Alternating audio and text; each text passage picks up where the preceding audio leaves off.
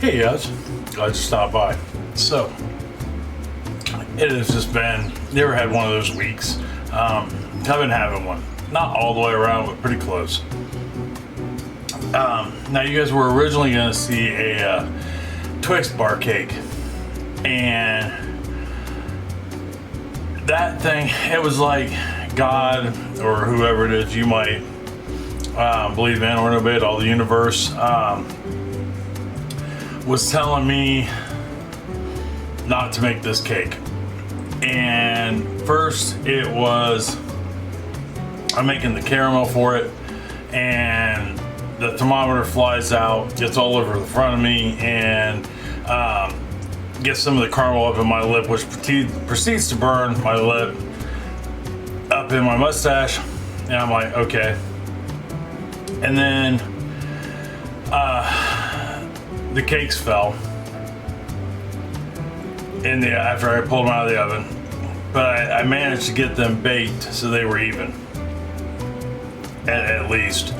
And I had to cut them down just a little bit. You know, no big deal, right? We still are on track. You know, we still have all the body parts to it. We're moving right along. And I get the crumb coat put on it. I get it iced. And I am getting ready to shoot the cutting and tasting of it. And as I go down with the knife, the cake falls off the wheel and onto the floor with my knife. And I thought, you know, I really shouldn't have pushed me baking that cake, but I really want to try it. So, needless to say, that video is going to be a minute because I want to redo it. There are a couple changes I want to make to it, and I want to make it more of my own versus following somebody else's recipe. But it was like somebody out there was telling me not to make this cake, and I don't know why. I have never had such a hassle with a cake in my entire life. But anyhow, that being said, I just had to tell you about that because it was like the biggest catastrophe of my baking career, although it's not like it's been a long career, but it's been years. So to cleanse my palate and to try something I've never tried before, but white cake I've never tried before, but I can see it in my head being absolutely wonderful, and it only has 8 moving parts. That's the best part. We are going to do a cream cheese bundt cake. It popped up on my news feed like it was meant to be.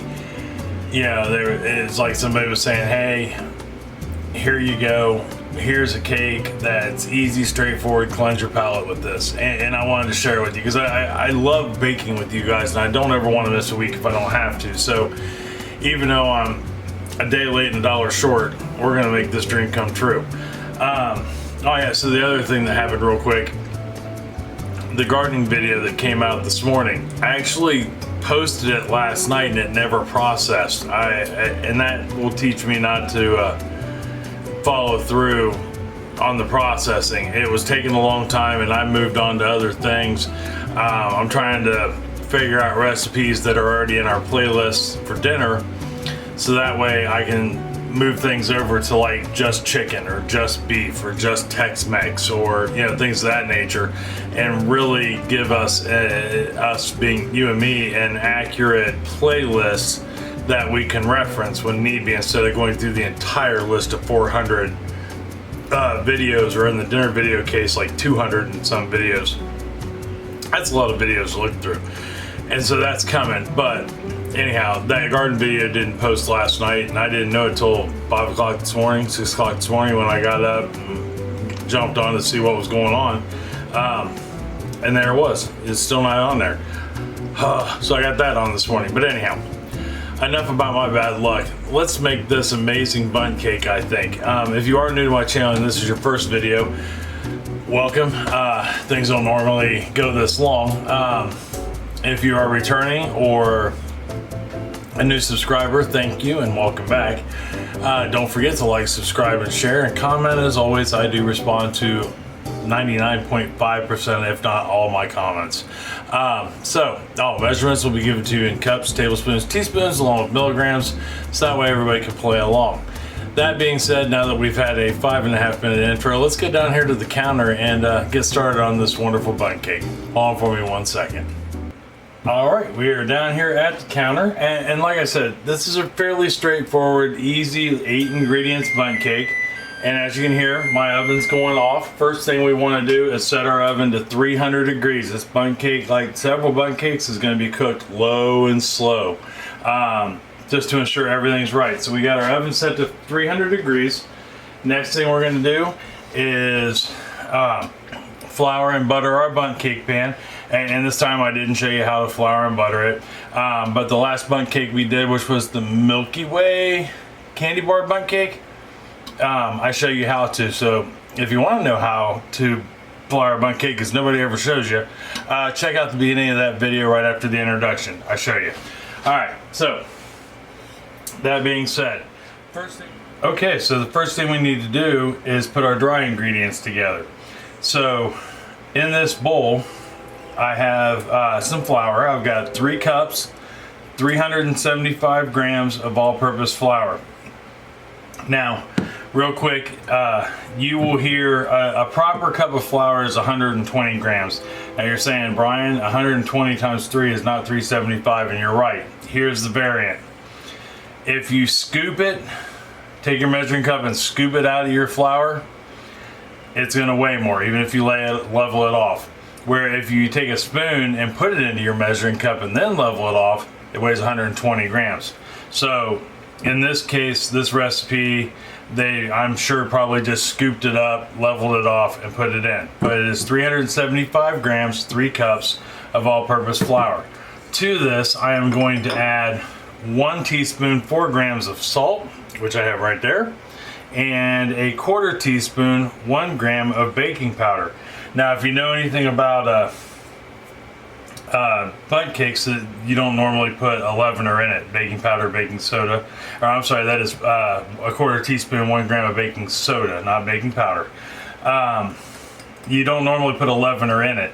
In this case, the creator of this recipe, even though cream cheese bundt cakes have been around for a minute, I guess, although I didn't know they existed, wanted that leavener in there to help with moisture control, to keep it moist, and to give it a little bit of help lifting, but not a lot. That's not enough that it's gonna change its texture a whole lot from being a traditional dense bundt cake.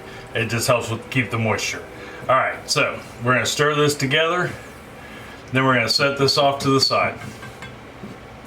Next thing we need to do is, you can use a hand mixer, you can use a stand mixer, it's completely up to you. If you are using your stand mixer, paddle attachment, we are going to take 1 cup, 228 grams, 2 sticks of butter, and we are also going to take 8 ounces, 1 block, 225 grams, 226 grams of cream cheese. So 228, 225, 1 cup, 8 ounces. And we are going to put those in our bowl, or in our mixer, in my case. And we are going to mix these. We're going to beat these, blend them, cream them. We're going to turn this into one nice cream. And we're going to do this on a medium to medium high speed for about 2 or 3 minutes, or at least until they're well combined and creamy. All right, we are well combined and creamy. Now, in between every step, you should scrape down your bowl, or more if need be. That way you can make sure, like I can make sure there's no big lumps of cream cheese in here, or butter. Your cream cheese and butter should be at room temperature, or at minimum softened, out of the fridge for about a half hour, 45 minutes, if not longer. I mean, my cream cheese has actually been sitting out for a couple hours, which is always helpful. If you are going to leave it out for any amount of time, actually if you're just going to leave it out for more than like a half hour or 20 minutes, I would recommend wrapping it in satin wrap, that way, and plastic wrap. That way it doesn't, your butter and cream cheese don't form a crust. All right, we got our bowl scraped and no lumps, no bumps. So the next thing we need to add to this is 600 grams, 3 cups of just regular plain old granulated sugar. Go ahead and get that in there. And now we're gonna mix this until it is light and fluffy, like mashed potatoes. All right, we got our sugar beaten in there, and we are light and fluffy like mashed potatoes. I'll show you real quick what I mean. Let me get this off the beater. Scraping down is so important. I can't reiterate that. Sure, easy for me to say. I can't mention it often enough. Reiterate. Whew, that's a hard word. I don't know why I'm struggling with it, but anyhow. That's what you should look like. That's light and fluffy, creamy like a mashed potato. You basically, yeah. I mean, that's, nobody ever describes it. At least I've never seen a video where anybody tells you what it's supposed to look like. So I feel that it's important because it took me to figure out what light and fluffy meant, and that's what it means. It should look like homemade mashed potatoes. All right, so we're gonna turn this back on, and I'm gonna turn this up to high. All right, and I'm gonna add I got 6 large eggs right here. I'm gonna add them in one at a time, and then after it has disappeared, right, it's incorporated, now I'm gonna kick it down to medium, let it go for 30 seconds, and I'm gonna do that with each egg. All right, last egg in, incorporated, down for 30 seconds. So, go ahead and turn that off for a second. Last thing we need to do is add our vanilla. And I've got, it's 1 tablespoon, 15 grams of vanilla. And I'm just gonna turn this on low, on stir. And we're gonna pour that in and let it run for a few minutes until it's incorporated. All right, so our vanilla is incorporated. And before I put this in, the dry ingredients in, let's give this a quick scrape around the sides. We don't have to do so much to paddle, but at least around the sides. That way we know for certain we got all the wet where it needs to be. All right, got her scraped down. Make sure no lumps, no bumps. So now we're gonna take our dry ingredients, our flour mix, and we're just gonna pour this in slowly while it's on low. And once we get it all in, we're gonna run it for about another 30 seconds to a minute on medium speed, just to make sure we got everything good to go. Okay, so we got done mixing her up. Now, what you're looking for in your batter, you can see it's dense, right? But look how smooth and silky and creamy that looks. That is what you're looking for. When you go to beat it that last time, after you get your flour put in there, go ahead and let it run for an extra minute or so until it's completely just smooth and just silky looking as all get out, and then you're done. So next thing we got to do is we're going to fill our bundt pan. Now, this is a 12-cup bundt pan, which is what this recipe called for. If you don't have a 12-cup bundt pan, which some people don't, I mean, that's a big bundt pan. Most common sold bundt pans are 10-cup, and that's okay.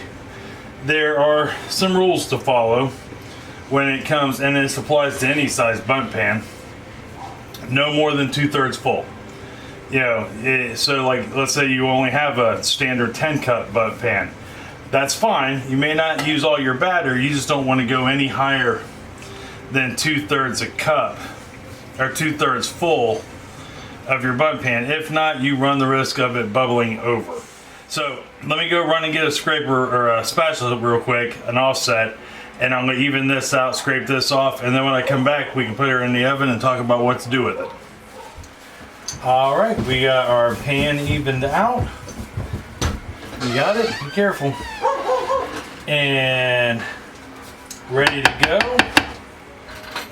just like such. Now, all we have left to do, I'm gonna tap this on the counter a couple times just to make sure we don't have any big air bubbles that pop up to the surface. Bundt cakes are synonymous for that. And we're gonna go ahead and get it in the oven, and then we can talk about how long to bake it for. All right, we got her in the oven. So, 300 degrees, right? Center of the oven. And we are gonna bake this for an hour and 40 minutes or 100 minutes. We'll start checking it at about an hour 30, hour 35. Things you're looking for, top should be a nice golden brown. That's kind of, will essentially be the bottom. That's kind of the like big deal about this cake, I guess, from what all I was reading in the different recipes and formats, was that crust that forms on the top is, you know, I guess just to die for. Although the cake in and of itself, everybody says is just amazing. It doesn't even need a topper, but I'm thinking about putting a vanilla icing on it, or we may just serve it with some fresh strawberries. I haven't decided yet, but you should be able to take a skewer, if you have one. If not, a toothpick will do. But it's really deep, so you're going to need something fairly long and wooden to go down in there. Like I said, either a skewer, or I have used a toothpick, because I mean, realistically, I guess if you can get it down into the center of the pan, then you should be able to check it. But anyhow, golden brown, you should be able to bounce your hand on it, and the toothpick should come out clean with just very little crumb on it. So when I come back, we'll pull her out of the oven and give it a test and check it out and see what's going on. All right, hold on for me 1 second. Okay, so we just came out of the oven, and we can bring you down here so we can see it. Now, it actually took a little longer for mine to bake than the hour and 40 minutes. I was closer to an hour and 55. Sorry about that.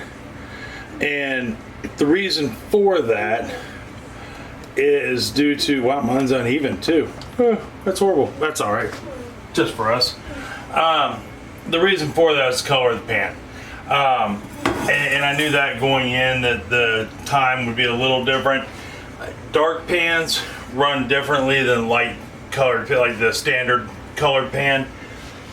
So I figured it would take a little longer, but that's okay. I would still run with the hour and 40 minutes. Start checking that at an hour and 35. But we're gonna go ahead and run our toothpick in. And we are clean other than a little crumb. I don't know if you can see that or not. I don't know if it'll focus in on it very well. Sorta, kinda.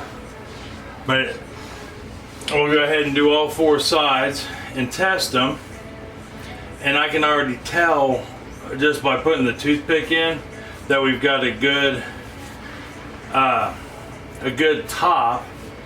And like I said, if you have a skewer, because I mean, if you see, we're not getting quite all the way down to the bottom there, but I mean, my mind is it's pretty close. But if you look, I mean, the top is good and crunchy. So we've let it sit. We're gonna let this sit. We've let it sit.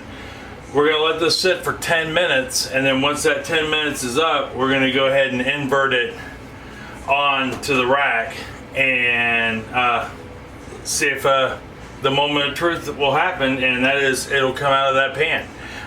Hold on for me just 1 second.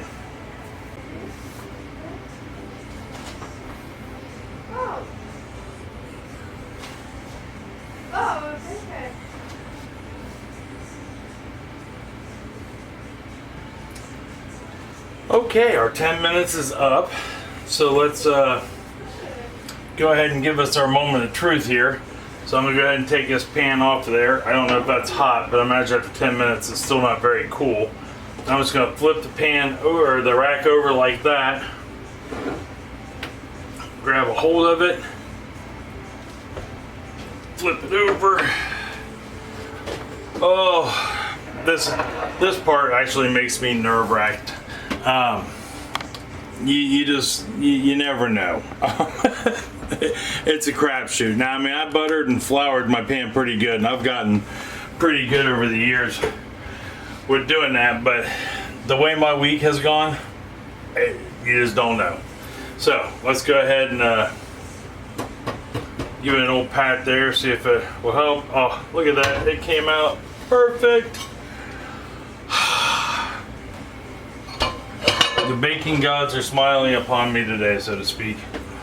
That makes me happy. And we'll bring it over here so you can see. There we are. I mean, that looks gorgeous.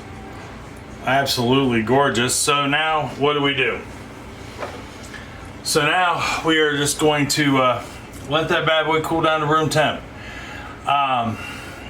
Once it gets down to room temp, I mean, we have lots of options we can do. That's just how diversified this cake is. You know, we could eat it just like that plain, from what I've read.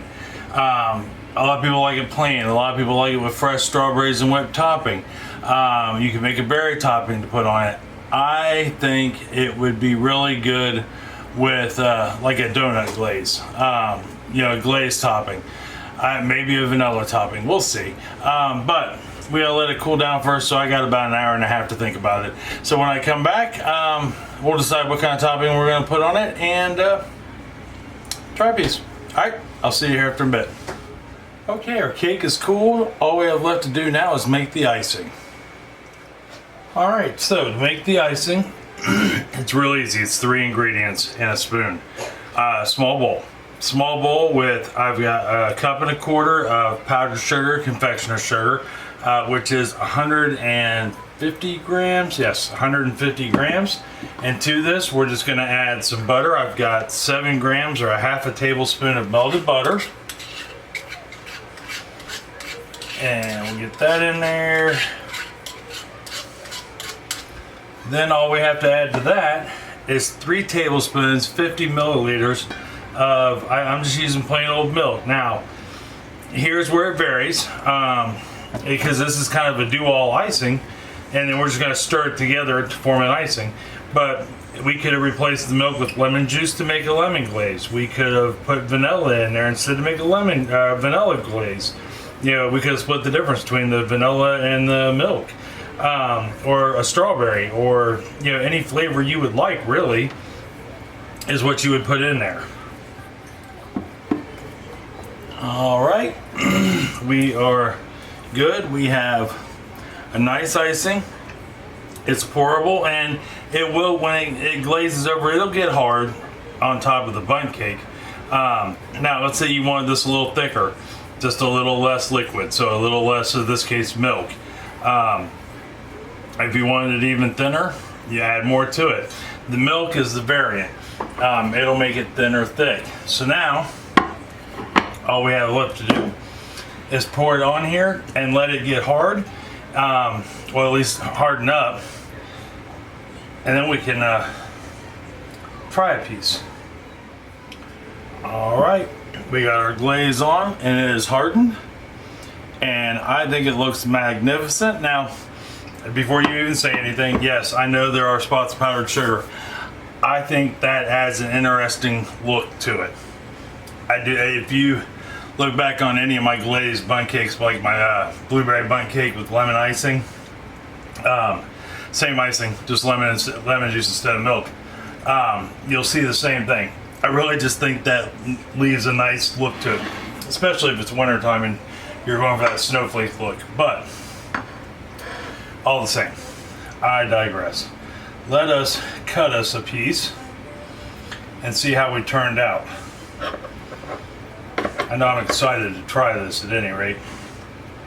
I even got an extra plate out so I could cut a piece for my little girlfriend Abby.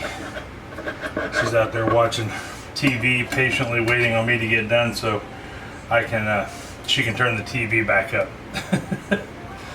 So she will blare that thing to no end if you let her.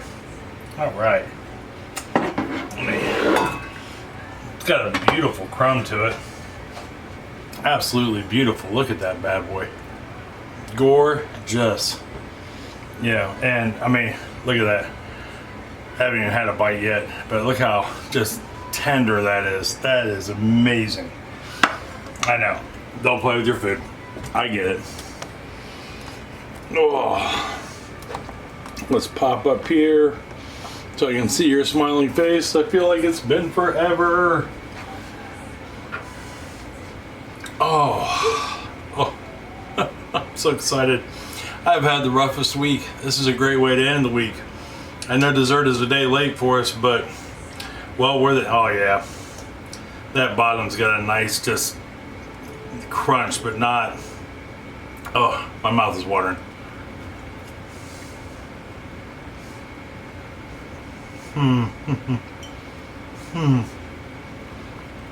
Man.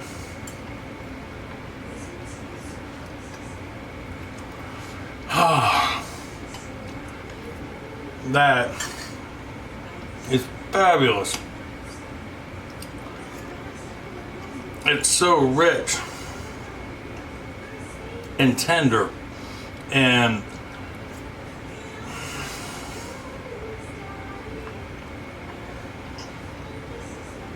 it's perfect. I don't even know what else to say. You need to give this a try. You won't be disappointed. And it takes no time to make. I mean, okay, before you get on me, yes, it takes some time in the oven, but it takes like 5-10 minutes to put together. And then your hour and a half, hour and 40 minutes in the oven, let it cool, throw some icing on it, and you've got one of the best desserts I've had in a long time. And it's so simple, so basic. Every time, I'll take this every time. Give this a try. If you do, let me know. Maybe down in the comments below, or over on Facebook. I'm trying to be more diligent about jumping on Facebook. I feel bad because there's times I will go a week and I end up responding late to people, and I feel horrible about it. So I'm trying. Bear with me. Next week for dinner, I'm pretty sure we're going to do breakfast casserole that I actually kind of came up with. That is fantastic. Me and Chris have had it twice now, and I videotaped the second time we had it because it's just that good. So I think we're gonna put it out next week. Maybe I may hold it. I don't know, but we'll see. And for dessert, we are going to do that Twix candy bar cookie or candy bar cake if it just haunts me. I don't know why the bakery gods decided that I didn't need to have that this week, but that's all right. That's all right. I still have it in my head along with that maple syrup and bacon cheesecake. Me and one of our neighbors here, we're just discussing different types of crust for it. I didn't want to do a standard graham cracker crust. That sounded just boring. And she had mentioned, it was Hibiscus Girl that mentioned it, said, how about a pie crust? And I had thrown back at her, how about, I had waffles, something to do with waffles in the crust stuck in my head and couldn't get past that. Although pie crust would be really good with that, and for sure. And then I'd also had a grand thought of biscuits. What do you guys think? Like a biscuit crust? I don't know, but we're getting there. We're getting there. It's a long process. It's a long road to Nashville. But anyhow, give this a try, and if you do, let me know. So next week for dinner, till then, I love you. I love you very much, and I mean that from the bottom of my heart. Tell somebody else that you love them and love them very much. They may need to hear it. It's gonna make them feel good to hear it, and probably make them smile. It's gonna make you feel amazing to tell them that. Probably make you smile, even giggle a little bit too. And if you making one of these cream cheese bundt cakes and cut them a slice and maybe pour them a nice cup of coffee or milk, depending, they're gonna feel the happiness, the warmth, the love you put into it, and it's gonna lead to hours of conversation. So until next week for dinner, I love you, and I'll see you then. All right? Bye-bye.